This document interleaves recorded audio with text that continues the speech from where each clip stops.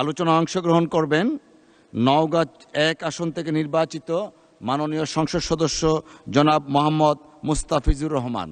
জনাব মোহাম্মদ মুস্তাফিজুর রহমান নেই না?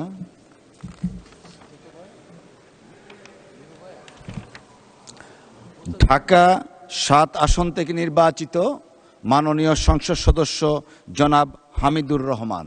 আপনার সময় 6 মিনিট। ধন্যবাদ। বিসমিল্লাহির রহমানির রহিম।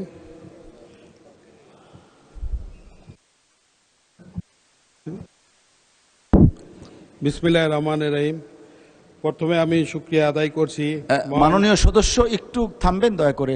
মাননীয় চিফ হুইপ, আপনার মাধ্যমে একটু দৃষ্টি আকর্ষণ করতে চাই।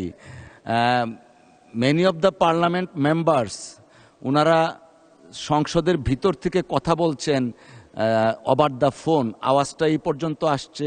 নিশ্চয়ই যারা বক্তব্য রাখছেন বা শুনছেন অন্যদের ক্ষেত্রে এটা একটু ডিস্টার্ব হচ্ছে। দয়া করে একটু যদি দেখতেন আপনি প্লিজ। মাননীয় স্পিকার, এই কথাটা আপনি বলেছেন, মাননীয় সকল সদস্য শুনেছেন। কাজে বিষয়টা আমি মনে হয় এখানেই নিষ্পত্তি হতে পারে। আমি আর কি দৃষ্টি আকর্ষণ করবো? আমি আপনার দৃষ্টি আকর্ষণ করবো।